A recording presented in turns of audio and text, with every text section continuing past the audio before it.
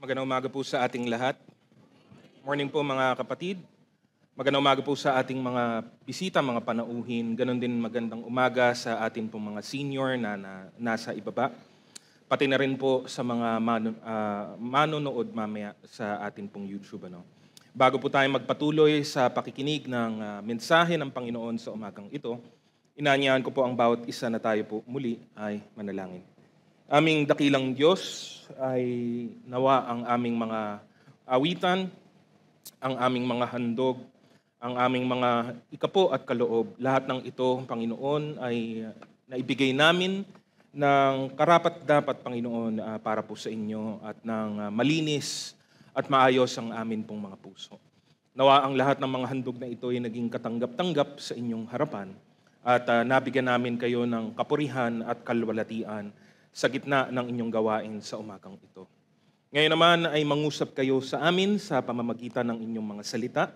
Patuloy na ang bawat isa ay manahimik, Panginoong Diyos, kahit sa kanilang pinakakalooban at makapag-focus ng mabuti sa inyo at sa inyong mga aral. Alisin nyo ang anumang mga gumugulo sa amin pong mga isip, sa aming mga puso, mga bagay na galing lang naman din dito sa pansamantalang sanlibutan, Panginoon. At wag naming makaligtaan o wag kaming lagpasan, Panginoong Diyos, ng inyong mensahe at aral para po sa araw na ito. Samahan kami, Panginoon, ng inyong banal na Espiritu at siya ang manguna sa aming kalagitnaan at siya ang magkaloob ng mga aral na ito sa aming mga puso. Higit sa lahat, ano man ang mga gagawin pa namin, magmula ngayon hanggang mamaya, ay maghatid ng kaluguran at karangalan sa inyo. Maraming salamat, Panginoon. Ito ang aming dalangin sa pangalan ng aming Panginoong Jesus. Amen. Purihin po natin ang Panginoon minsan pa. Nung nakaraan pong linggo, atin pong napakinggan yung pong mensahe po ukol sa isang napaka-simple pero napaka-dakilang katotohanan patungkol sa isang prinsipyong alam na nating lahat. Maaaring alam na natin kahit nung hindi pa po tayo mananampalataya. Ito po ay ang paghahasik at ang pag-aani, or sowing and reaping. It is one of the fundamental truths and principles a believer will learn from the Scriptures. Ito po ay galing po mismo sa atin pong Panginoon. Maraming beses po itong nabanggit sa kabuuan po ng Biblia po. At ito po ay maaari pong gamitin o gawing kagamit-gamit sa maraming aspeto ng atin pong buhay. Magmula sa pinaka-simple hanggang sa pinaka-malalim o komplikado. Ang Biblia ay ginawang mas madali ito para sa atin dahil inilagay niya ito sa dalawang malawak na kategorya. Ang Espiritu at ang laman na magkalaban sa isa't isa, na meron din pong kaakibat na bunga sa bawat isa. At tinuturuan tayo at pinapaalalahanan tayo paulit-ulit ng salita ng Diyos na tayo dapat ay maghasik sa Espiritu at hindi po sa laman. Ito ang mabuti at nararapat para po sa mga anak ng Diyos. So yun po yung nakaraan po. Sa pagpapatuloy sa parehas pong kaisipang ito, nakita niyo naman na po siguro magmula po sa atin pong pamagat, kahit kanina sa atin pong morning devotion. Ang tema po natin ngayong umaga ay nakasentro sa tema ng disiplina. Specifically, ang disiplina na umiiral sa loob ng iglesia ng atin pong Panginoon. Napakahalaga po nito, ngunit ironic o nakapagtataka na isipin na isa din ito sa mga pinaka-nawawalan ng bisa o sabihin na natin, hindi po nabibigyan ng karampatang pansin sa panahon po natin sa kasalukuyan. Ang iba ay nakikitang wala itong kabuluhan, habang ang iba naman sinasabi masyado itong extreme, masyado po itong malupit o marahas. Ang iba naman sasabihin ito ay pagpapakita ng pagkakitid ng isip. Ang sasabihin naman ng iba ay hindi nito napapakita ang pag-ibig ng Diyos patungo sa iba. Pero sana sa umagang ito, buksan nyo ang inyong mga puso at pakinggan nyong mabuti ang sinasabi ng Diyos sa pamamagitan ng kanyang salita. Lalong-lalo pa nga po sa mga Iba pong mga mananampalataya po na hindi pa po ito tuwirang naririnig o nauunawaan. No? Napakahalaga po ng disiplina sa loob ng iglesia ng atin pong Panginoon at hindi po dapat ito mabaliwala, hindi po dapat ito ipagwalang bahala. No? Ang pamagat po natin sa mensahe natin ngayong araw na ito ay the purpose of church discipline. No? Mga kapatid, mga panauhin, nawa makita po natin ngayong umagang ito ang kahalagahan nito. Hindi lang ang kahalagahan nito, kundi ang kahalagahan din sa pagsunod natin dito. No? Lalong-lalo na nga po sa bawat pagkakataong dumarating sa atin pong buhay at sa atin pong layunin bilang mga mananampalataya. Maganda, bago natin tunghayan o simulan ang pinaka-mensahe po, atin po munang unawain ano po bang ibig sabihin pag sinabi po nating church discipline. Meron pong ilang mga sinasabi po ang iba't ibang mga kilalang mga pastors, theologians ukol po dito. Sabi po ni R.C. Sproul sa English po, the church is called not only to a ministry of reconciliation but a ministry of nurture to those within her gates. Part of that nurture includes church discipline. No? Ang ideya ng disiplina o ang disiplina sa loob ng bahay-sambahan ng Panginoon ay consistent po. Akma po ito sa basic na layunin ng Diyos para sa kanyang iglesia. Kung atin pong isa-summarize po siguro ito sa pinaka-simpleng paraan, it would fall under two categories of evangelism and edification. No? Ano po ang evangelism? Ito po ang ginagawa ng church patungo sa mga nasa labas pa.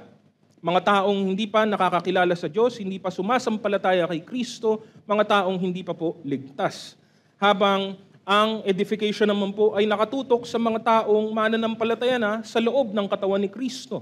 Ang pangangalaga sa kanila, pagtuturo, and yes, kasama po dito ay ang pagtutuwid. Discipline falls in the category of edification in that sense. No? It ministers to those who are within the body of Christ. No? Ang disiplina wala pong pakialam sa mga tagalabas. Iba po ang para sa kanila. Ito po ay nakatutok o nakatuon para po sa mga mananampalataya na. No? Ang sabi naman po ni Carl Laney, church discipline may be broadly defined as the confrontive and corrective measures taken by an individual, church leaders, or the congregation regarding a matter of sin in the life of a believer. Hindi po ito basta-basta, hindi po ito para sa lahat ng bagay. Ito po ay nakatutok sa mas specific na problema, usually concerning sin in the life of a Christian. Specifically, kung gusto ko pa pong diinan, an ongoing sin, no? Kasalukuyang nagaganap o namamalagi po sa pagkakataong iyon. No? In that sense, through these definitions, makikita po natin na mahalaga ang disiplinang ito. It will always be relevant to the church, to the life of the believers, to the Christian. Hindi po ito mawawalan ng bisa, hindi po ito mawawalan ng lugar kahit kailanman sa buhay po natin dito sa lupa. No? Hindi lamang ito isang tradisyon na ayaw bitawan ng ilang matatanda. Hindi po. Ito po ay isang pangangailangan para po sa iglesia ng ating pong Panginoon anumang panahon ang dumating. No? Kaya makikita po natin ilang mga bagay din po dito po. Una, makikita po natin there is a decline. The decline of church discipline. No? Mahalaga ito because of the world we live in today. No? Ang mga mananampalataya ay isinuko ang kanilang buhay, ang kanilang sarili sa Diyos sa pamamagitan ng ating Panginoong Hesukristo. No? Ito ay nauunawaan natin, ito ay iniintindi natin, ito ay ipinapamuhay natin. Ngunit tandaan natin na kahit na ginawa natin ang mga bagay na ito, ang mundong atin pong kinalalagyan ay laban po sa Diyos. No? The world is constantly in rebellion against God, against the will of God, against the people of God. No? The world which is to say the systems, the principles, the powers that govern this earth. No? Yun po ang makikita po nating maliwanag. No? Makikita po natin kung paanong ang sanlibutan ito ay laban po sa anumang bagay, ukol sa Diyos, para sa Diyos, at patungkol sa atin pong Panginoon. No? Kaya makikita po natin ang patuloy po na paggawa, ang patuloy po na paglago ng mundo at ng kasamaan kasabay po nito. No? Those that are in the world try to tempt those who are of God. Those who are in the world try to manipulate those who are of God. Those who are in the world try to deceive those who are in God. Yan po ang gawain ng kaaway ni Satanas. Yan po ang gawain ng kasalanan. No? Noon pa man hanggang sa susunod pa pong panahon. Hanggang sa ang katapusan lamang po ng mga bagay na ito ay pagka pinuksa na po ng Diyos at tinapos na po ng Diyos ang mga bagay na ito pag dumating na po ang huling panahon. No? There is no middle ground between holiness and evil. There is no neutral ground between righteousness and unrighteousness. Sabi po ng maraming mga talata sa Biblia na ang mundo natin ay palala ng palala, pasama ng pasama. No? And maybe for some, pwede pa pong pagtalunan yun, ano? Pero if we are really being honest, kitang-kita naman po ang mga bagay na ito sa bawat aspeto ng atin pong buhay. No? Again, there is no middle ground. Sabi po sa unang Juan, Kabanata 1, talatang 6, kung sinasabi nating tayo ay may pakikiisa sa Kanya, ngunit namumuhay naman tayo sa kadiliman, nagsisinungaling tayo at hindi namumuhay ayon sa katotohanan. No? Isa-isa lamang po. No? Hindi mo pwedeng pagsabayin. Mas lalo pa ang dalawang magkasalungat na bagay, ang liwanag at ang dilim, ang mabuti at ang masama, ang para sa Diyos at ang hindi para sa Diyos. No? Because of this, we ourselves as people, as Christians, the many churches in the world are continually being affected by all of these things. No? Pasama ng pasama ang mundo. At kung hindi magbabantay, kung hindi mag-iingat ang mga mananampalataya, ito'y makakapasok, makakasuot, makakahanap po yan ng butas sa atin pong buhay para tayo ay pahinain at sirain at patayin. No? Ilang mga bagay na makikita po natin na ibinibida at ichina-champion ng sanlibutan sa panahon po natin, noon pa man hanggang ngayon, ay ito na po ang kanilang ipinapangaral or pinaninindigan, pinangawakan. No? Mga bagay po kung bakit ayaw ng tao sa disiplina. No? Una po dito would be the world continually promotes, number one, would be tolerance and progressiveness. No? Tinatanggap ito bilang mabuting bagay sa panahon po natin. No? And yes, there are aspects where being progressive and tolerant is considered a good thing. No? Depende po kasi yan sa definisyon at konteksto ng paggamit. Pero kung paano ito ginagamit ng sanlibutan sa puntong ito, ay ultimo ang ibig sabihin nito ay ang ideya ng pagtanggi sa katotohanan. No? Yun po ang nagiging kinalalabasan ng mga kaisipang ganito. Dahil ang sasabihin ng tao ay kung ano yung mabuti sa akin, maaaring hindi mabuti sa iyo. Kung ano yung mabuti sa iyo, maaaring hindi mabuti sa akin. No? Maraming beses na po natin ito naririnig at natatagpuan sa maraming pagkakataon. No? Karugtong nito ay huwag mong pakialaman ang buhay ko, no? At hindi rin kita papakialaman. No? And we've seen this, no? Again in principle parang okay naman siya pakinggan. But in practice we can see what it has ruined and destroyed in the lives of people. No? There was a time when marriage was sacred. Ang kasal sagrado po 'yan. Ang kasal hindi po yan piraso lang ng papel na paulit-ulit ko pong naririnig sa panahon po natin. Kasal, papel lang naman yan eh. Wala pa pong papel, may kasal na. Baka nakalimutan ng mga tao. No? Wala pa pong papel, hindi pa po naiimbento ang papel, literal. Meron na pong kasal. Paper is not what makes marriage sacred. Marriage is sacred because it is from God. There was a time when morality was well guarded. Hinabantayan. No? Maigpit ang ating pong pagtanaw sa kung ano ang mabuti at masama, ano ang katanggap-tanggap at ano ang hindi.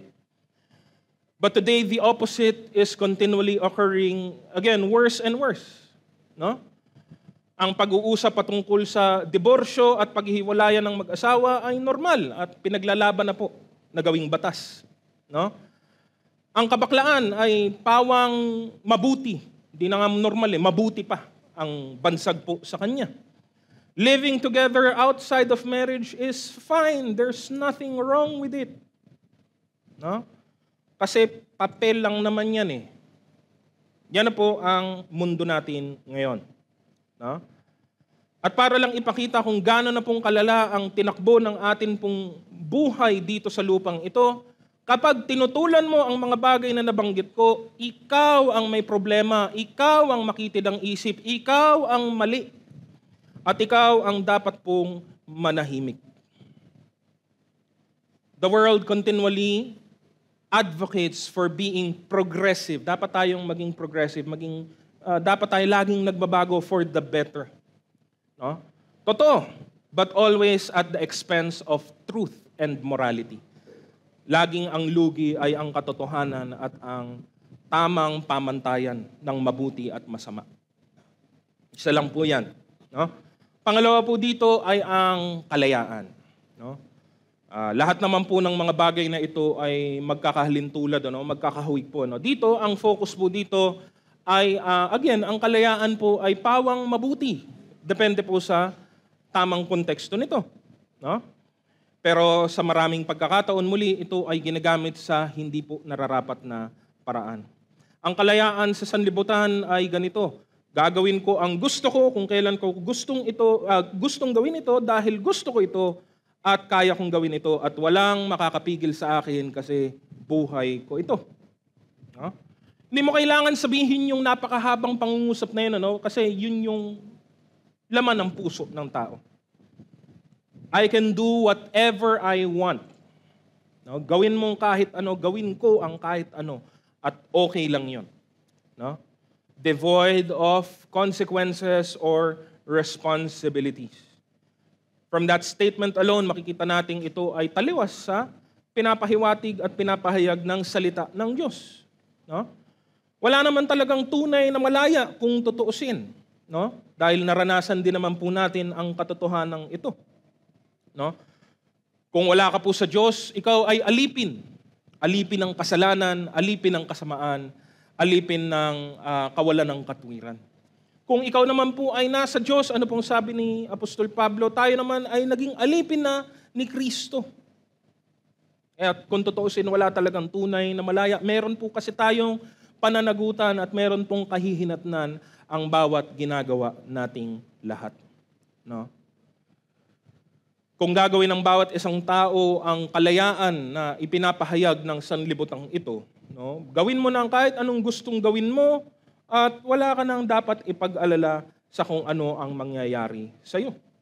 Pero hindi na po ata kalayaan ang tawag doon. Yun po ay naging dahilan na lamang po para po gumawa ng kasamaan. It's not freedom anymore. It's a justification to do evil. No? At ito po ang pangalawa. No?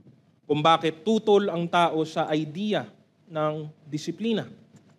Pangatlo, would be privacy or individuality. No?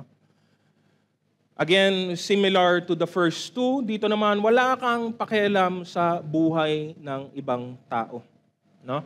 And again, to a certain degree, we expect privacy. Meron pong kinalalagyan ang mga tema at mga ideyang ito. No? But again, the world takes it too far and goes to saying that nobody can dictate any part of life, no? Of their life. Hindi mo pwedeng diktahan ang buhay ko. Ito man ay taliwas sa sinasabi ng salita ng Diyos. Tandaan natin kahit sa sanlibutan ito, meron pong batas ng lupaing ito, namamahala at binabantayan ng ating mga buhay. At hangganan po nito ay pasok hanggang sa ating mga pribadong mga gawain. No? Yung pwedeng sabihin sa batas o sa gobyerno na hindi, ginawa ko to ng sikreto, ng lihim. Wala pong ganon. No? Pero ano pong mas nakakahigit sa batas ng lupaing ito? Mas nakakahigit po dyan ay ang batas ng Panginoon. No? Ang Diyos ay may exclusive na karapatan sa ating lahat, sa ating mga buhay. Siya ang lumikha sa atin, ginawa niya tayo sa kanyang wangis, pagmamayari niya tayo, alam niya ang kalalim-laliman ng ating kalooban, ng ating puso at isipan. At syempre, nung niligtas niya tayo, kung ikaw ay ligtas, pagmamayari ka niya dahil binili ka rin niya sa napakalaking halaga. No? We should not cater to these ideas. Lalong-lalo na nga, etong mga ideyang ito ay galing po sa sanlibutang hindi naman kumikilala sa Panginoon. No? Tignan naman po natin ang ilan pa, no? Mga objection po. Objections to church discipline. No? At maaaring narinig o naranasan nyo na rin ang mga bagay na mababanggit. Number 1, favorite ng lahat. Do not judge. Nilagyan ko po yan ng exclamation point para po bigyang pansin. No? Hindi lang basta-basta do not judge. Galit pa yan pag sinigaw po niya. Mapanghusga ka. No? The most common objection based on a wrong understanding of Scripture. At ang Scripture po na related po dyan, favorite po, kahit ng mga unbeliever, alam po nila yan, ay Matthew chapter 7, verse 1. No? Pero lagi nilang nakakaligtaan o nakakalimutan, basahin yung mga sumunod na talata kasi ipapaliwanag po ng mismong Biblia ang kanyang sinasabi. No? So tingnan po natin, bakit nga ba controversial ba talaga ito? Matthew 7 verse 1, kung yan lang ang babasahin mo, anong mababasa mo? Ano po sabi? Huwag kayong humatol ng kayo'y di hatulan. Okay, tapos the end. Period. Sino nagsabi niyan? Si Jesus Christ ang nagsabi niyan. Do not judge. Tapos ang usapan, uwian na tayo. No. Hindi po ganun magbasa ng kahit anumang pong babasahin, lalong-lalo na kung Biblia ang atin pong binabasa. Anong sinabi sa sumunod na mga talata? Sapagkat hahatulan kayo ng Diyos ayon sa paghatol ninyo sa iba, at susukatin kayo ayon sa panukat na ginagamit ninyo sa iba. Mag-ingat, ang sabi. No? Mag-ingat ba kasi kung paano ka umusga, ganun ka rin uhusgahan ng Diyos. Pero may karugtong pa, verse 3. Bakit mo pinapansin ang puwing sa mata ng iyong kapatid, ngunit hindi mo pinapansin ang trosong nasa iyong mata? Again, there is that image of lesser to greater. Pinapansin mo yung puwing niya habang ikaw may napakalaking troso sa sarili mong mata. Dahil ba may troso ka at puwing lang sa kanya, manahimik ka na lang at umuwi ka na sa inyo? Hindi po. Ano pong sabi sa sumunod? Paano mong masasabi sa iyong kapatid, halika't aalisin ko ang puwing mo, gayong troso ang nasa mata mo? Verse 5, mapagkunwari, alisin mo muna ang trosong nasa iyong mata at sa gayon makakakita kang mabuti at maaalis mo ang puwing ng iyong kapatid.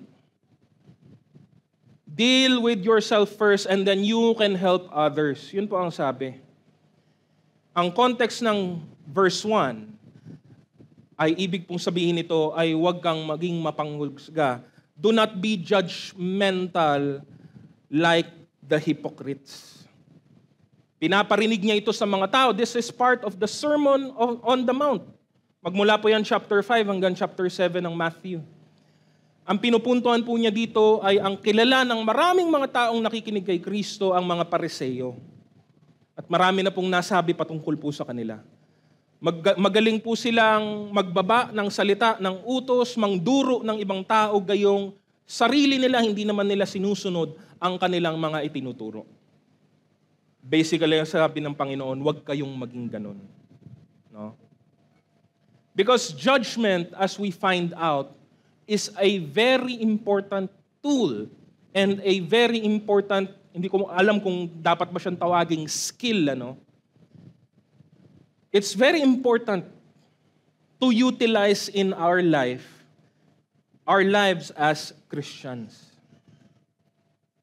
Kung ang ibig lang sabihin ng talatang ito ay huwag kang manghusga, period, bye-bye, bakit sinabi ni Jesus sa talatang 6 ito? Huwag ninyong ibigay sa mga aso ang bagay na banal. Baka pagkatapos ay kayo pa ang balingan at sakmalin nila. Huwag ninyong ihagi sa baboy ang inyong mga perlas sapagkat yuyurakan lamang nila ang mga iyon. Hindi sinasabi ni Jesus na baboy ka o aso ka. It is a figure of speech, an illustration being used. Dahil ang aso itong ginagawa, ang baboy itong ginagawa, huwag mong ibigay sa kanila ang mga mamahalin o mga mahalagang bagay kasi ultimo, babaliwalain lang nila yon. Paano mo gagawin yun? Paano mo kikilalanin kung sino yung mga quote-unquote aso, quote-unquote mga baboy kung hindi ka naman po manghuhusga? That's impossible. We are to use our judgment nang hindi po nagiging judgmental, nang hindi po lalo nagiging hipokrito. Yun po yung Matthew 7:1, technically 1 to 6 po yan. No? Kaya sa mga taong yan ang laging binibida, makikilala mo po na hindi po nila nauunawaan ang kanilang sinasabi. No? We have to use judgment sa mas practical na paraan. Ginagamit po nating salita, ano po? We have to use our discernment. You have to say to yourself na itong bagay na ito ay mabuti, itong bagay na ito ay masama. That's judgment. Anong imong sabihin, do not judge? Kalokohan po yon.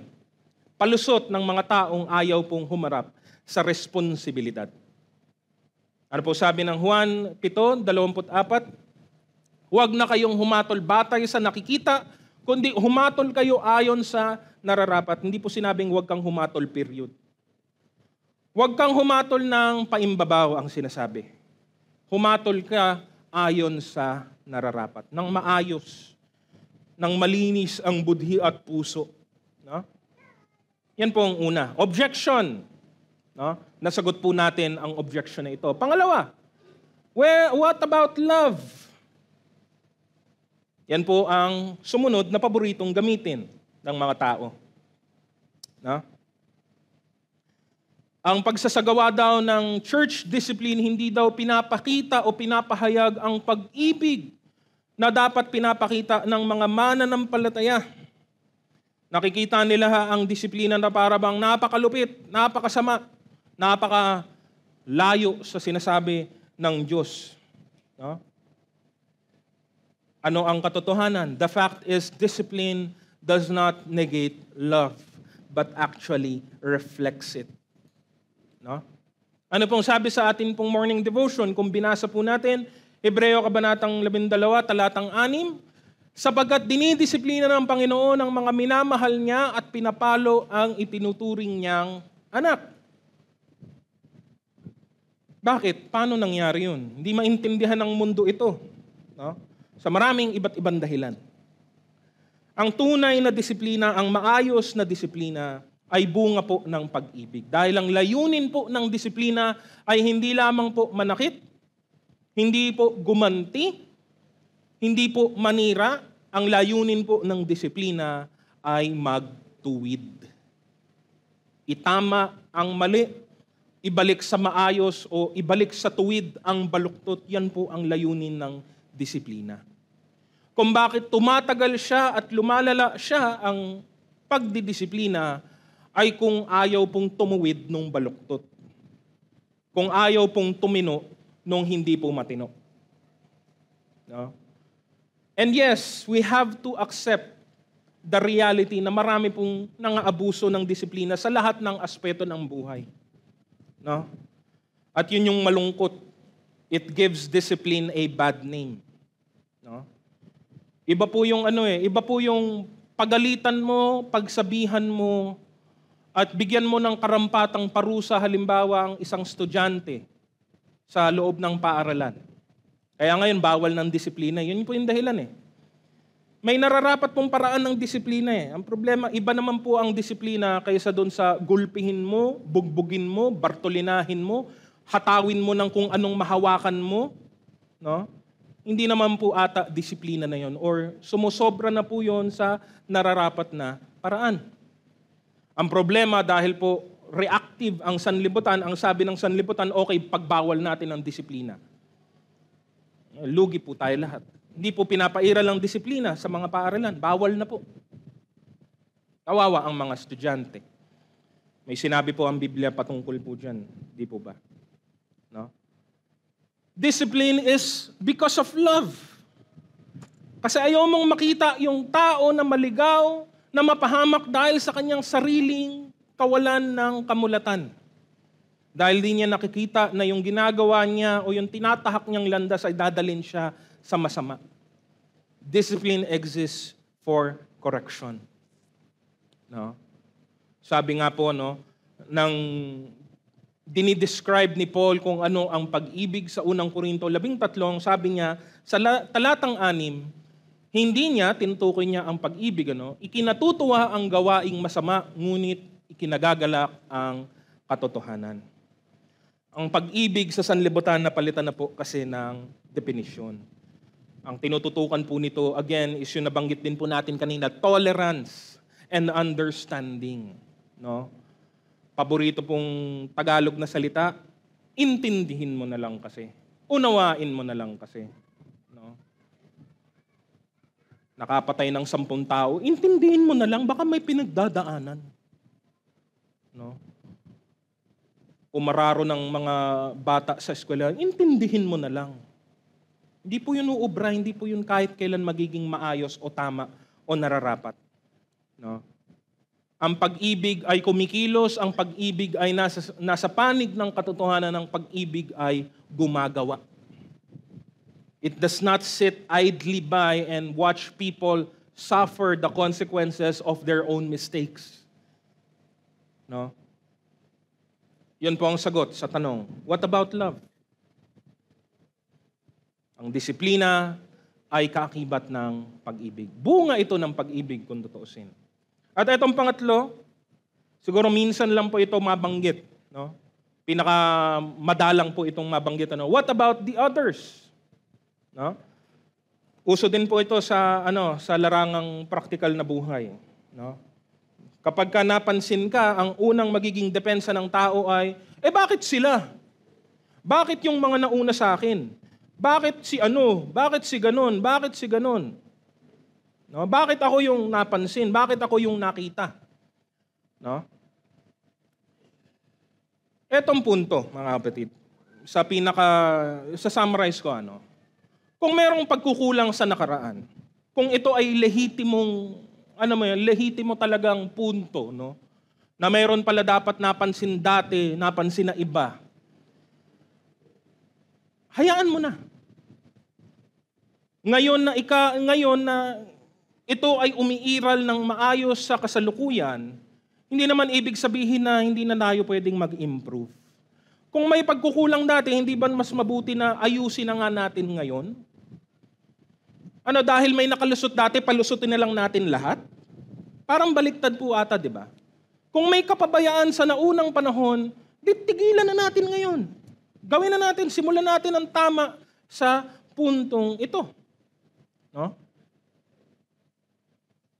Tayong mga napatawad, no, hindi po natin kahit kailan i-argumento na nagkamali ako sa nakaraan kaya manatili na lang tayong mali forever. Hindi po no? Kaya mag-ingat po tayo sa ganito. Diba? Sa ganitong sentimiento. Dahil ang layunin po ay kaayusan at kabutihan ayon po sa pamantayan ng atin pong Panginoon. No? Hindi po pare-parehas ang bawat sitwasyon, hindi po pare-parehas ang bawat pagkakataon, minsan hindi po pare-parehas kahit ang mga taong involved. And wala pong perfect na system, wala pong perfect na sistema dahil wala pong perfect na tao. Tanging ang Panginoon lamang po ang perfecto. Hindi porket meron pong pagkakamali o meron pong lapses sa nakaraan ay ibig kong sabihin wag na tayong gumawa, wag na po tayong kumilos, wag na nating i-improve ang buhay po natin ngayon. Wag na po tayong sumunod sa Diyos sa kasalukuyang panahon. No? Again, we could see it clearly as just an excuse. Palusot lang naman talaga ang pangatlong puntong ito. At hindi po dapat natin siya panghawakan. No? Dahil sa mga dahilan na ito, kadalasan sa mga dahilan na ito, church discipline is in a decline. No? Maraming beses pong napasok po ng mga pananaw ng sanlibutan ang iba't ibang mga iglesia. No? Dahil sa kapabayaan ng mga iglesia, nakapasok ang mga maling aral, mga maling katuruan, mga maling prinsipyo ng buhay, mga maling aral at kung ano-ano pa. No? Because sin is not being dealt with, sin continues. And the effects of sin, as we have mentioned many, many times, is always deadly. Wala pong preno ang kasalanan sa kanyang epekto. No? Lagi pong malala ang kahihinatnan ng bagay na ito. No? Kailangan po nating unawaing mabuti ang bagay na ito, pairaling mabuti ang aral ng Panginoon. Kung hindi natin isasagawa ang layunin ng Diyos para sa kanyang iglesia, ang iglesia ay manghihina, hindi po maaasahan, mawawalan ng bisa at ultimo, pinaka nakakatakot at nakalulungkot, isang araw ito ay mamamatay. Tandaan, hindi po lahat ng mga patay na iglesia nagsasarado. Akala ng iba pag sinabi mong patay na yung iglesia, sarado na yung pinto. Wala na. Nag-dissolve na. Pwede po yun. Pwedeng isang larawan lang po yun. Pero marami pong mga iglesyang patay ay lumalakad pa rin kasamang mga buhay. No? Ang tawag doon sa fantasy, zombie, hindi po ba? Walking Dead ang ika nga. No? Kala mo buhay pero patay na pala. Marami pong churches, ganyan na po ang kalagayan. Bukas pa rin sila. Nagtitipon-tipon, ngunit parang patay na. No? O hindi po parang ngunit patay na ang kalooban dahil po sa kapabayaan. Ingatan po natin ang bagay na ito. Hindi po ito biro ang ibig ko pong sabihin. Ngayon po natin ngayon ang salita ng Diyos bilang gabay sa bagay na ito. Ngayon po natin ang iglesia sa Corinto. Number 1, the problem in the church of Corinth. No? Ang unang Corinto, sa maraming pagkakataon na napakinggan na po natin, ay isang liham na isinulat ni Apostol Pablo para po sagutin at harapin ang maraming mga naging problema ng iglesyang ito sa kanya pong pagwalay sa kanila. No? Paul was a missionary. Paul went from place to place, and one of the churches established in his missionary journeys was the church in Corinth. No? Nagstay siya doon for a time, pero hindi siya nanatili doon at naglakbay siya patungo sa iba pang mga lugar. At ngayong, alam mo yon, hindi ko po sigurado, hindi ko po tiyak yung tiyak na panahon, pero after some time, nakarating ang balita kay Pablo sa mga nangyayari sa iglesia ng Corinto, at ang balitang ito ay hindi po talaga mabuti. No? Ang Corinto po ay binubuo ng mga hintil na mga mananampalataya, hindi po mga Hudyo. Mga Gentiles po to, mga Greeks, karamihan sa kanila. No? Isa sa mga prominenteng mga mananampalataya dito ay si Apollos, ang isa sa mga naging tagapagturo din ayon sa biyaya ng Panginoon. No? Because it was a Gentile place, there were many pagan practices in and around the church. No? Ito po ay pangkaraniwan noong panahon na ito. No? Marami sa mga tao ay edukado, ngunit ang edukasyon ay hindi po sagot sa kawalan ng moralidad. No?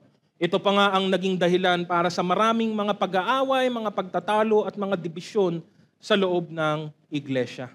No? Iba pa nga dito, ang sabi po ni Apostol Pablo, umaabot pa sa punto na imbis na ayusin ng mga magkakapatid ang problema, dinadala pa ito sa korte ng mga tao. No? At yun man ay binigyan ng pansin ni Apostol Pablo sa mahabang liham na ito. No? Pero ang tututukan po natin isang maliit na bahagi lang ang binigay ni Apostol Pablo, pero isang napakatinding bahagi ang pinakilala po dito sa Kabanatang 5. No?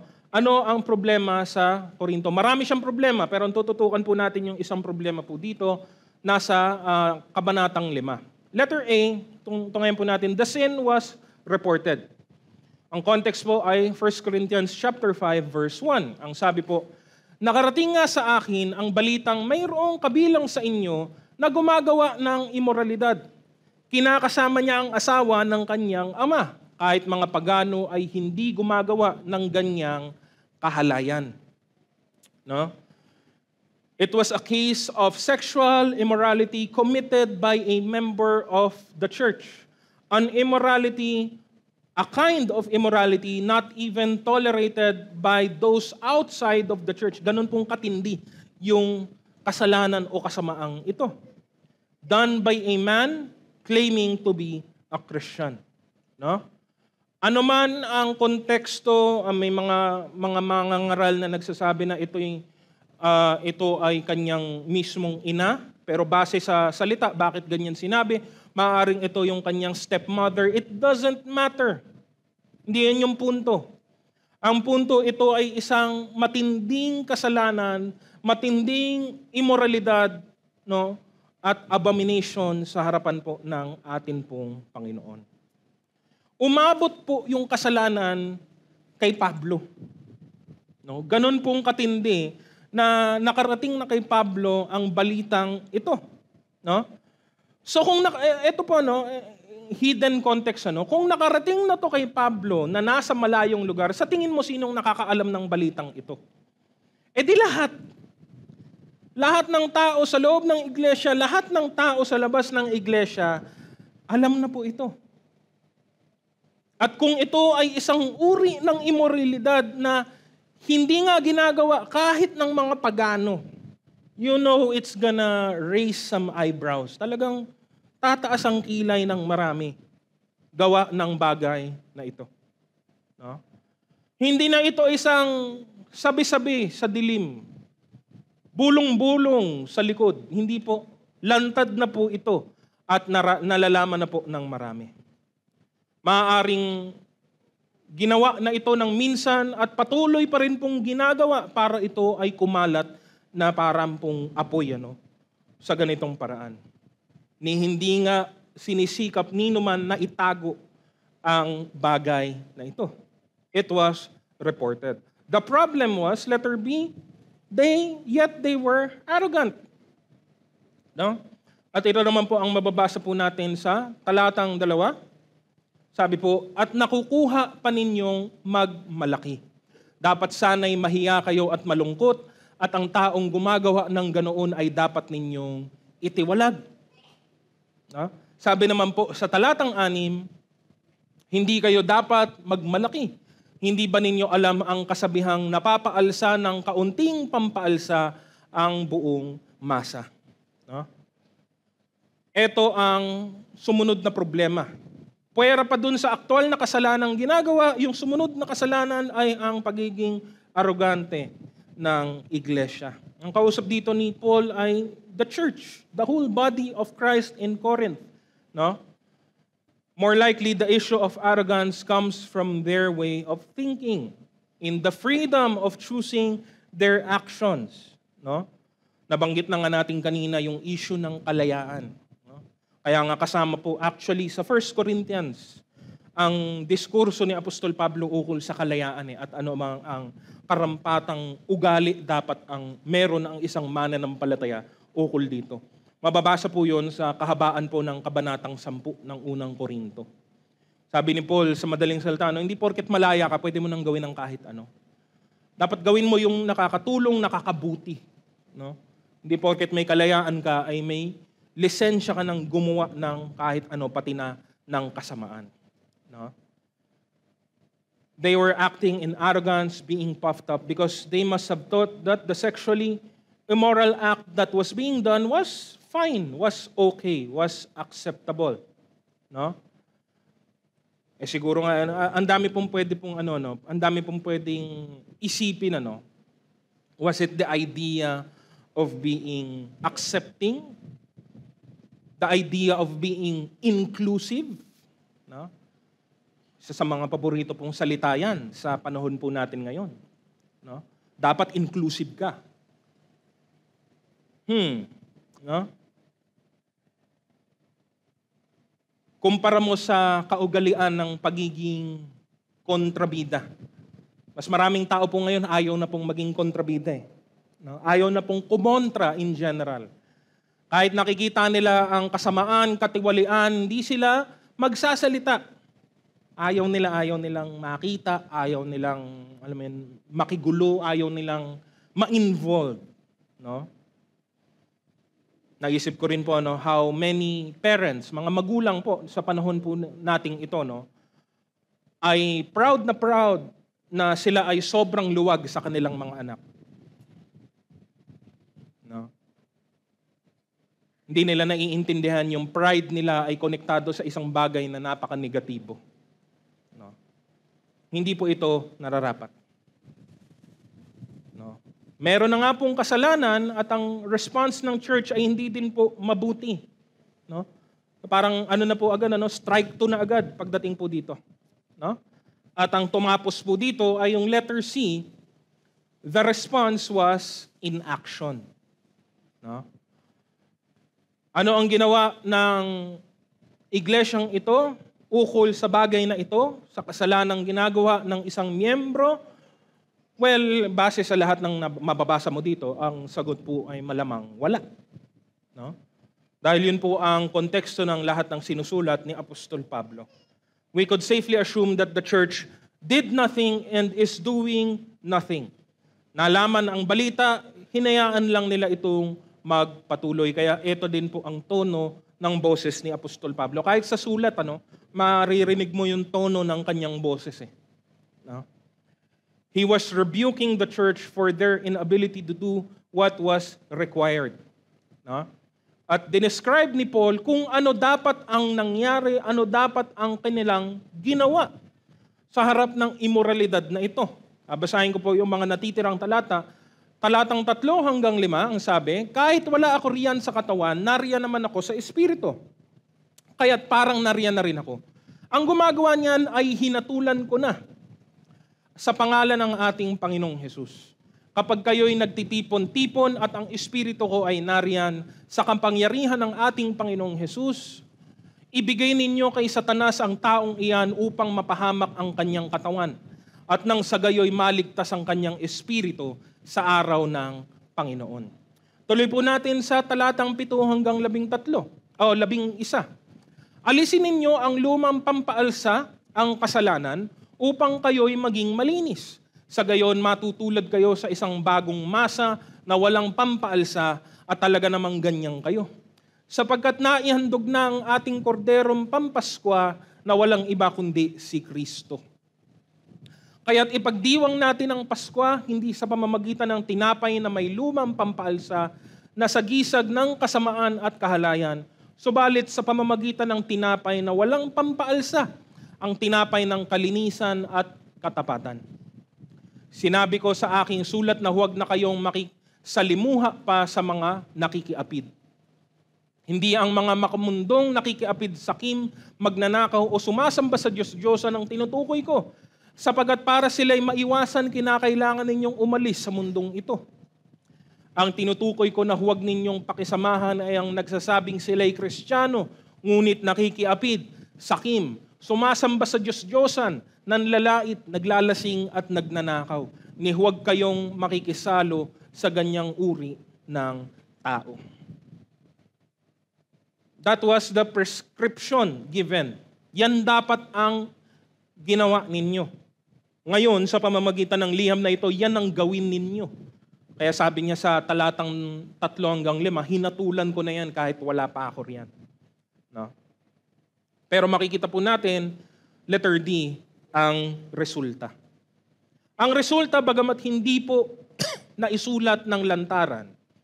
Again, sabi ko nga po, for a very specific instance of sin, napakaliit lang po ng pangungusap ni Paul, kasi yun na po yun . That's the prescription. Ito ang dapat ninyong gawin. No? Pero by context, makikita po natin ang naging resulta po nito. Again, based on the context of the verses, especially with verse 6. Basahin ko po muli, Verse 6, hindi kayo dapat magmalaki. Hindi ba ninyo alam ang kasabihang napapaalsa ng kaunting pampaalsa ang buong masa? No? The illustration using the leaven and the bread. No? The result, simply, makikita naman po natin by context, is that first, the identity of the church was not separate from the world. Kung ang nangyayari sa labas ng iglesia ay parehas lang sa nangyayari sa loob ng iglesia, anong pinagkaiba nung dalawa? Kung parehas lang ang dilim at liwanag, there's no difference between them. Wala na pong contrast, wala na pong sense na gawin pang magkaiba ang dalawang bagay na ito. No? Pangalawa, katulad doon sa pampaalsa ng tinapay, their inaction, the inaction of the Corinthian church was causing other believers not in sin to think na okay lang pala yun eh. No? Wala namang nagsasalita, wala namang nagtutuwid, so kung, di ba? Ganun po ang tao eh, kung anong nakikita, siya rin niyang gagawin. No? Ang dami na pong gumawang mga social experiment, no? Sa YouTube, kahit sa totoong buhay, di ba? Alam po natin yan, ginagawa po natin yung pang-aalas ka, kahit sa simpleng paraan. No? Makikita mo, pag ikaw ay naglalakad, bigla kang huminto at tumitig ng ganon sa hangin. Anong gagawin ng mga tao? Titingin din. Ay, huminto yung mama, nakatitig sa kawalan. Ano kayang tinitignan niya? Hahanapin din ng isa. Because what we see, we do. At kung nakikita ng mga miyembro na nagkakasala yung tao, wala namang, nobody's doing anything, nobody's saying anything, it must be okay. Yun po yung mangyayari. And in effect, yun po yung malamang nangyari po talaga. No? It would lead other people to sin as well. No? Again, maliwanag po ang taong tinutukoy po ditong nagkasala ay miyembro na po ng katawan ni Kristo. No? Ang isa pa po siguro ay ang kahalagahan ng patotoo. The testimony of the church, the testimony of the Bible, and in effect, our testimony of our life and of God, no? At marami sa atin siguro makaka-relate sa bagay na ito. Naranasan na po natin kung paanong napakahirap ibahagi ng ebanghelyo ni Kristo sa mga tao sa labas na meron pong masamang karanasan sa ibang mga mananampalataya din. Ang hirap pong, di ba? Ang hirap pong pasukin, ang hirap pong basagin ng pader.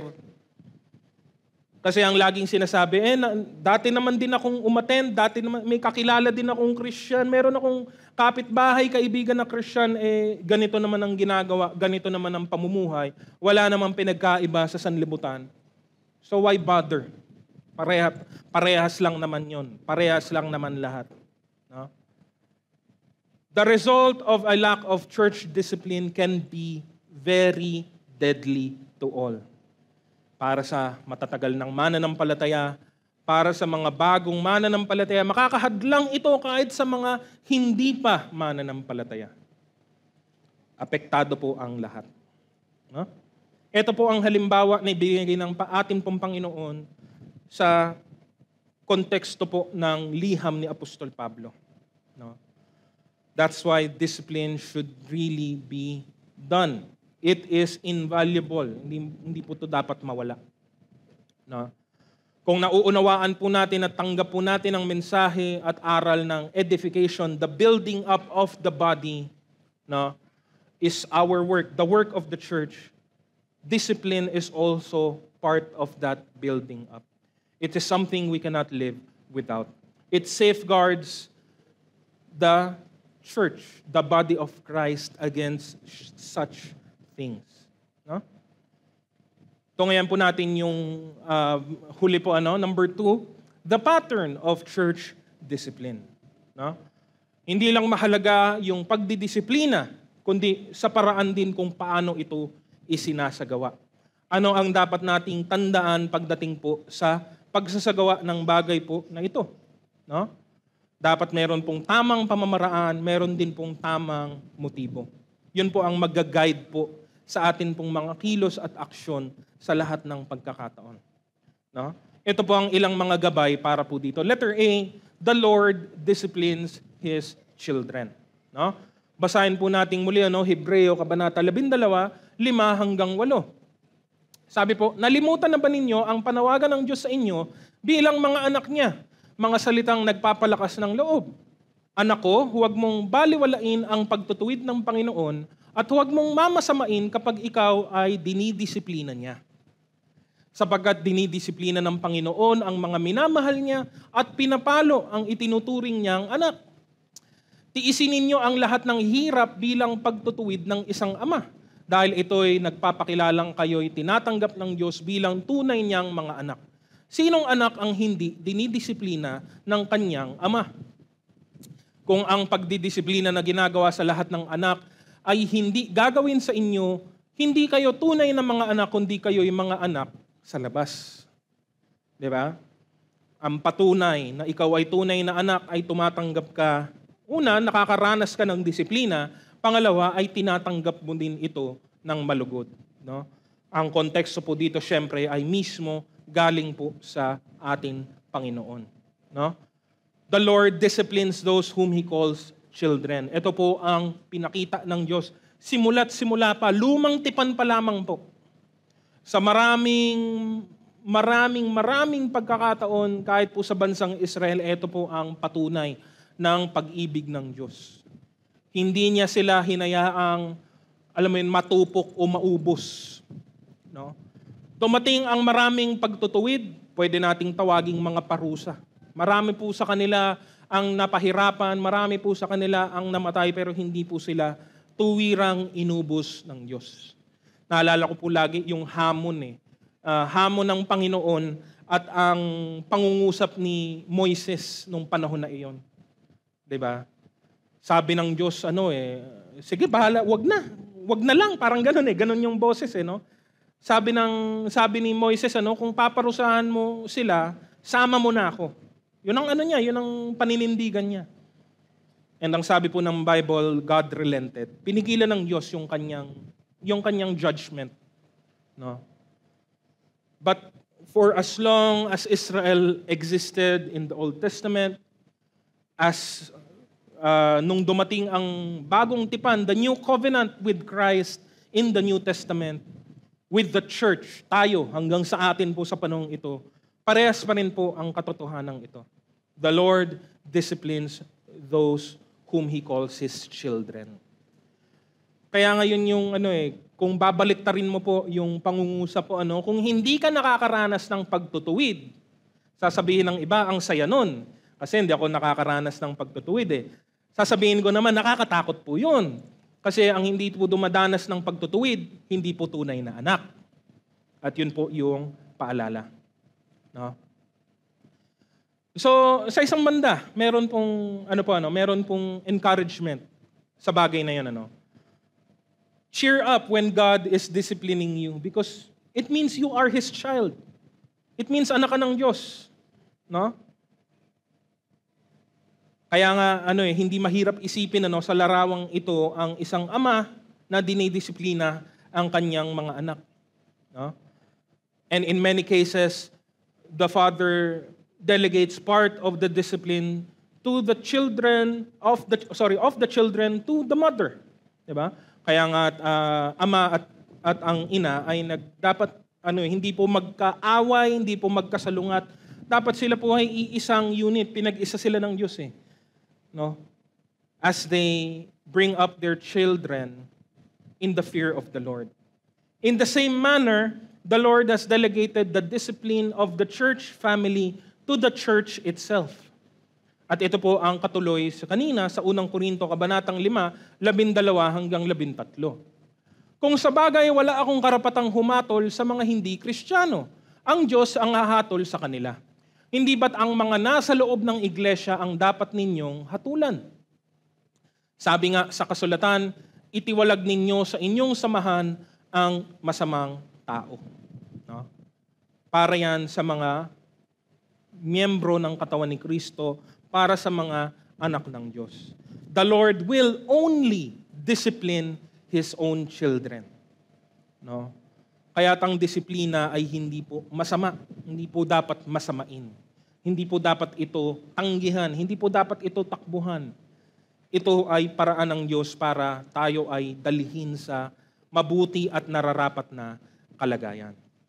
Pangalawa po dito, the pattern is based on the holiness of our God. No? Mababasa po natin sa unang Pedro, kabanatang 1, 14 hanggang 16, bilang masunuring mga anak. Again, yan na naman po yung punto, no? Pagiging anak ng Diyos. Bilang masunuring mga anak, huwag kayong umayon sa masasamang pagnanasa tulad ng ginagawa ninyo noong kayo'y wala pang tunay na pagkaunawa. Dahil ang Diyos na pumili sa inyo ay banal, dapat din kayong magpakabanal sa lahat ng inyong ginagawa. Sapagkat nasusulat, magpakabanal kayo sapagkat ako'y banal. No? We are to be holy because He is holy. No? Napakaraming mga talata ng Biblia ukol po dito sa bagay na ito. Pertaining to this transformation that is to be found in the lives of every believer. No? Ang pagdidisiplina ay isa lamang sa mga paraan kung paano tayo ay patuloy na ginagawang kawangis ng ating Panginoong Hesukristo. Bahagi ito ng realidad ng pagiging mananampalataya. Nais ng Diyos makita ang kanyang katawan, ang iglesia na maging banal, to be set apart for Him. No? A lack of church discipline not only reflects a poor view of sin, but a poor view of God. No? Kung hindi po papairalin ang church discipline, ibig sabihin hindi natin kinikilala ang kaseryosohan ng kasalanan at mas lalong hindi natin kinikilala kung sino ang Diyos at ano ang kanyang naisin. No? Ngayon, tandaan, no? Sa mga sa mga anti-discipline. Discipline is one of the many tools. Binibigyan natin ng pansin kasi yun yung topic natin ngayong umaga, pero isa lamang ito sa mga kasangkapan na ginagamit ng Panginoon. Kasangkapan na meron din tayo para maging kagamit-gamit sa katawan ni Kristo. No? God transforms us continually through many of the things He has given for us. Meron tayong instruction from Scripture. Meron tayong guidance from the Holy Spirit. Nandiyan ang fellowship and edification within the body. Nabanggit natin kanina, yun pong mga trials and hardship. Lahat ng yan ginagamit ng Diyos para tayo ay palaguin, para tayo ay pabanalin, para tayo ay maging kawangis ni Kristo. All of these things contribute to transformation, discipline being one of the tools. Disiplina, inilalabas yan kapag may katigasan po ng ulo. Kapag meron na pong hindi po pagsunod, pagka meron na pong lantarang pagsuway, pagka meron pong lantarang pagkaligaw. No? Hindi naman po sa lahat ng oras, disiplina agad ang sinusupalpal natin sa tapo. Hindi po. Hindi naman din po yun totoo. Pero kung kailangan ito. Wala pong substitute para po dito. Kung ang kailangan ay disiplina, hindi po gaganang encouragement. Hindi po gagana ang mga malalambing na salita kung disiplina ang kailangan. Meron po siyang tamang paggamit at kalalagyan. Based on God's holiness for our own holiness. No? At panghuli, letter C, it is based on commands in Scripture. No? Our pattern comes from the Word of God at marami pong binigay ang mga salita, ang salita ng Diyos na mga instructions po ukol po dito. Kung paano, kung bakit, kung kailan at kung saan. A failure to exercise this responsibility will show a lack of obedience and belief in the authority of the Bible. Hindi po tao ang sinusuway natin, kundi po ang Diyos. No? Always remember that church discipline in practice is always a process. At yung nabanggit po ni Paul sa 1 Corinthians, usually yun po yung last step. No? And I would disagree din naman po, no, hindi po first step ang excommunication or pagtitiwalag. Yun po yung huling-huli. When everything else fails, yun po ang last. Hindi po siya ang first. No? Kung bakit meron pong kung bakit hindi po ito nauunawaan ng iba dahil sa maling paggamit. No? Ang atin pong pinaka sinusundan po usually ay matatagpuan sa Matthew chapter 18 verse 15 to 17. Kung magkasala sa iyo ang kapatid mo, puntahan mo siya at kausapin ng sarilinan tungkol sa kanyang kamalian. Kapag nakinig siya sa iyo, naibalik mo sa dati ang pagsasamahan ninyong magkapatid.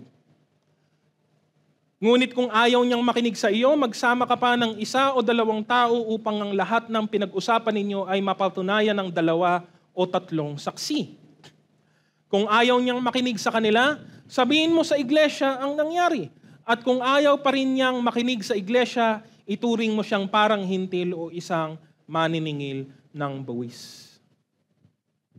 Kung bibilangin mo lang po yung chances po dyan, ang dami na po agad. Sa unang pagkakataon sa personal, sa pangalawang pagkakataon pag nagsama ka ng iba, sa pangatlong pagkakataon pag hinarap mo sa iglesia.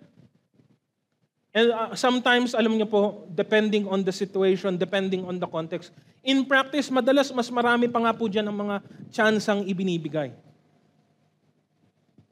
No, hindi lang literal na tatlo lang at wala na. Hindi po, madalas mas marami pa nga po dyan.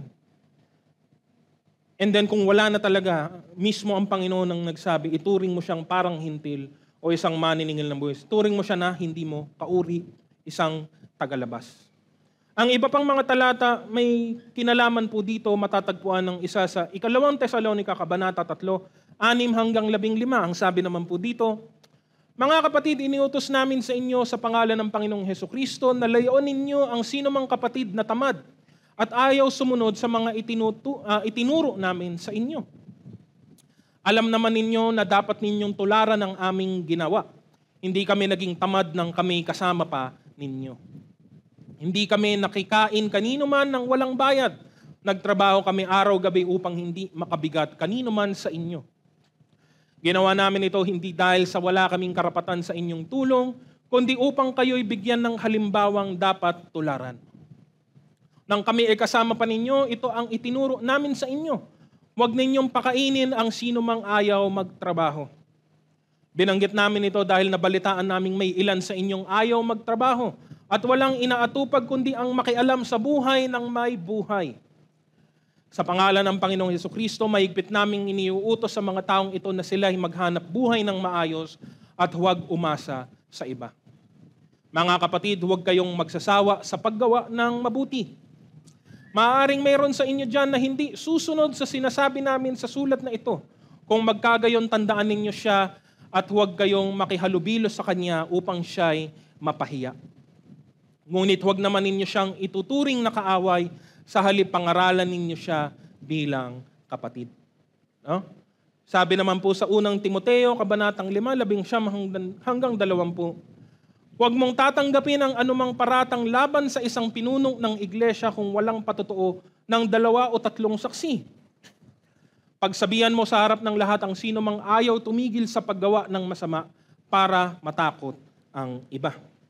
At isa pa po sa Galatia, Kabanata 6, talatang 1, mga kapatid, kung may makagawa ng kasalanan, kayong pinapatnubayan ng Espiritu ang magtuwid sa Kanya. Gawin ninyo iyon ng mahinahon at mag-ingat kayo. Baka kayo naman ang matukso. Ilan lamang po yan. Yan po yung mga primary na mga scriptures na atin pong sinusundan at ginagamit. No?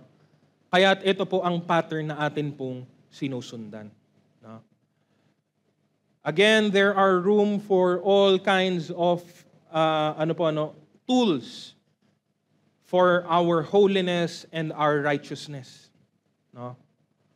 Meron pong teaching, meron pong being an example, meron pong comfort, meron pong encouragement, pero wag naman po nating itsipwera ang discipline. Wag natin itong pabayaan. No? Kung tunay na mahal mo ang iyong kapatid, tignan mo nga po ang iyong katabi.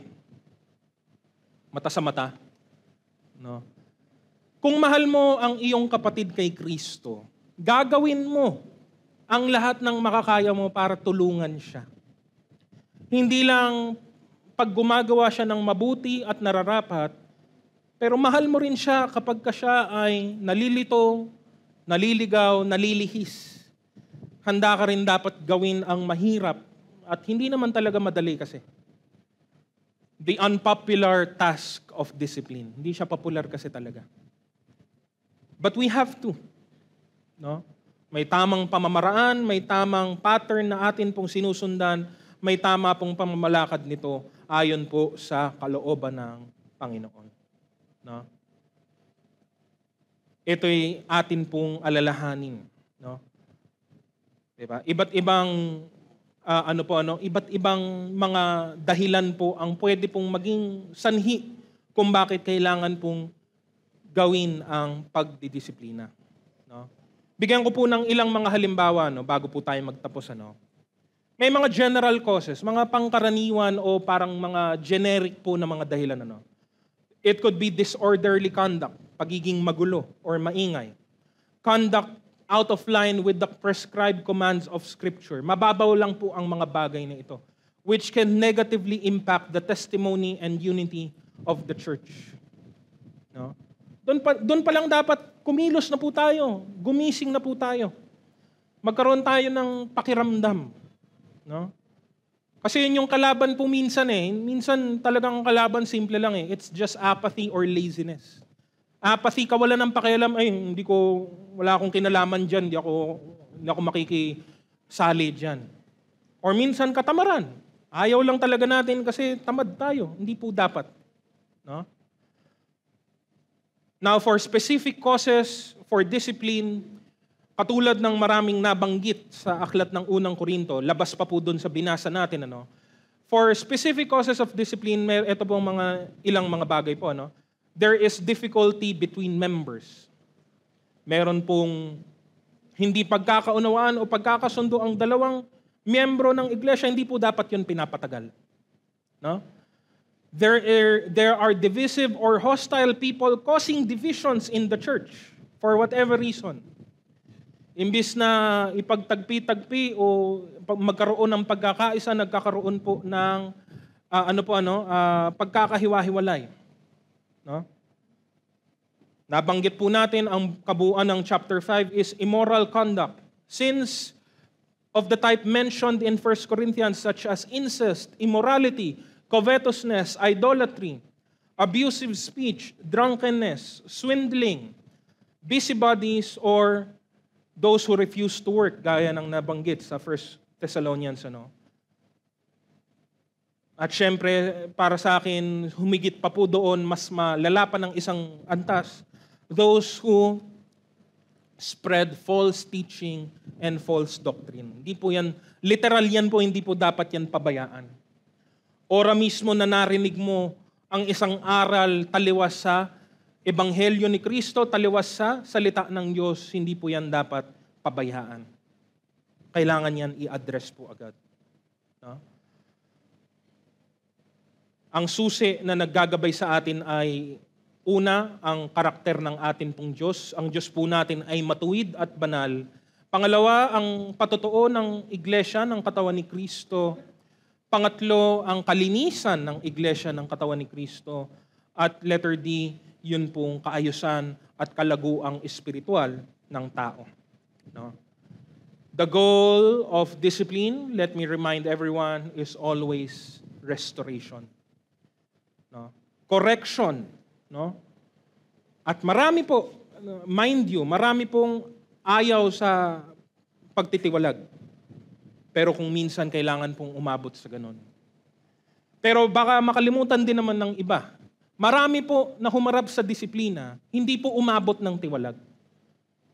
Kasi kung tatanggapin mo ang iyong pagkakamali at magsisisi ka at tatalikuran mo ang mali mong ginagawa, hindi ka na po aabot sa pagtitiwalag. Kaya nga ang pagtitiwalag po ay nakareserve doon sa talagang ayaw pong makinig at ayaw pong sumunod sa aral ng Panginoon. No? Mahalaga po na maintindihan ito ng bawat isa. Para kapag ka ito ay nangyari, kung ito man ay atin pong makita, ito man ay atin pong gagawin, alam na po natin ngayon ang ibig sabihin at ang basehan po ng gawain pong ito. Sa ating pong pagtatapos, muli, nawa sa maikling oras na meron po tayo, ay naunawaan po natin ang kahalagahan po ng church discipline. At ano ang nangyayari kapag ka ito ay hindi pinairal o ito ay pinabayaan. Nakamamatay po ito ng Espiritu. Marami na pong binigay na halimbawa ang Biblia, marami na pong naging halimbawa sa buhay natin.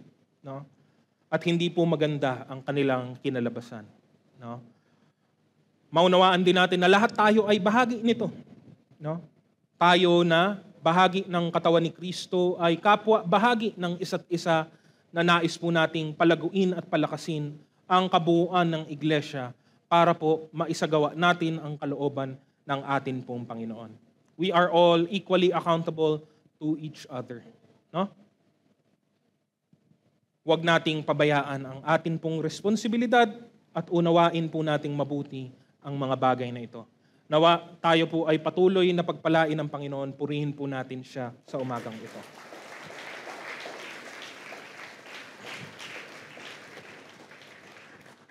Sa ating pong pagtatapos, inaanyahan ko na po ang bawat isa na tumayo at tayo po ay manalangin.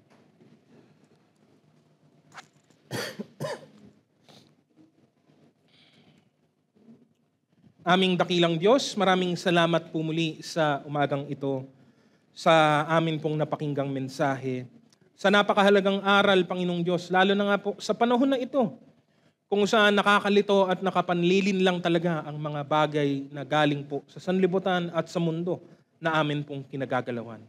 Maging matibay ang aming sandigan, ang aming pananampalataya sa inyo, at maging maayos at malawak ang aming pong kaunawaan ng inyong kalooban na inyong ipinahayag na sa inyong mga salita. Isa lamang dito, Panginoong Diyos, ang gawaing ito, ang disiplina para po sa inyong iglesia. At ito'y meron pong karampatang kabutihang maidudulot kung amin po itong isasagawa ng mabuti at ng nararapat. Huwag naming kaligtaan ang mga babala. Nakita na namin ito sa inyong salita, pati na rin sa buhay ng maraming mga tao sa paligid po namin. Huwag naming kaligtaan ang inyong mga utos, subalit gawin namin ito, Panginoon, at sundin namin ang inyong kalooban sa lahat ng pagkakataon. Bigyan nyo kami, Panginoong Diyos, ng mas malalim na kaunawaan ng inyong kalooban at nawa maging malago din po ang aming espiritual na buhay habang kami po patuloy na nag-aaral at sumusunod sa inyong mga salita. Maraming salamat, Panginoon, at sa inyo namin ibinibigay at ibinabalik ang lahat ng kapurihan sa umagang ito. Tanggapin po natin ang bendisyon. Ang Diyos na nagbibigay sa atin ng pag-asa, ang magkaloob nawa sa inyo ng kagalakan at kapayapaan sa pananalig upang sumagana kayo sa pag-asa sa pamamagitan ng kapangyarihan ng Espiritu Santo. Sumainyo nawa ang Diyos na pinagmumula ng ating kapayapaan. At ang lahat ng pinagpala ay magsabi ng Amen. Purihin po natin ang Panginoon at magbatean po tayo sa bawat isa.